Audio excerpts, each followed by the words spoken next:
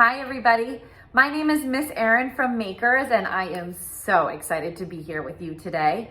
Your teachers have invited me to come and do a really fun project with you and I can't wait to get started. So, all right, let's see. There's a couple of things that you can do before we get together next Friday so that you're prepared. This will be a great way to get your wheels turning so that when we're together, we can get right to work. What you're going to do, so first and foremost, the objective of this project, the purpose of this project is to give you a chance to showcase your knowledge and understanding of landforms. So you'll really want to be thinking about what a particular landform is, what it means, what it looks like, and we're going to be designing and building our own imaginary geographical area. So, okay, what I need you to do is get comfortable in your chair, take a deep breath, and imagine you are on a trip. Imagine you're on a trip. You are so far away from home. You're in a brand new place, discovering brand new things. And while you're on this trip, you're out on an excursion. An excursion is like an adventure that you take during the day. While you're out on this excursion, right before you're ready to go home, you stumble upon a treasure. Seriously, a treasure. And this treasure is the most amazing treasure you have ever seen. It is incredible. You've always wanted something like this, and you don't really know what to do. It's just about time to go. You have to leave it. So you start thinking.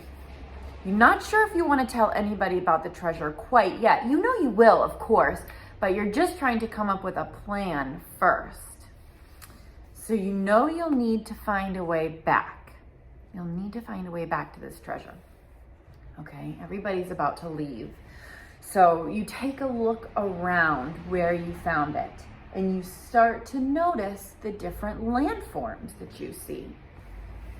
And as you're going back with the group, it's quite a long ways that you went. You might have to go by boat, you might have to go by jeep, you might have to go by horseback, who knows? But while you're traveling back, you are paying really close attention to the geography around you, to the landforms around you, because you want to be able to identify the trail back to your treasure as soon as you can. So when you get home, you grab your treasure map paper and a pencil and you get right to work. Now for this first step that you're doing, you're going to be sketching out your treasure map. When you sketch out this treasure map, what I'd really like you to do is make sure that you're taking a bird's eye view. So that would be as if you're a bird flying over and looking down. Now, when we do a map from the bird's eye view perspective, we really like to use symbols. It makes it much easier to use symbols and have a key than it does to try to draw all the different landforms from the top down. It might be hard to tell some of them apart. So let me tell you a little bit about my map. Now you can see this is where my treasure is located. I was out on an island because I was snorkeling. And I was on an island that was surrounded by other islands. There's a little island, another one about the same size, and this really big island over here. Island is one of the landform vocabulary words. Now, on here, so I have an I and an I and an I. That represents island, so I put an I and an island on my key. On the island where I found my treasure, there was a plateau, and I think that's gonna make it really easy for me to identify where it was. Across from my island, it wasn't plateaus, but there was a couple mesas, and towards the back, there were a lot of mountains. So that is another way that I'm going to be able to identify where my treasure was.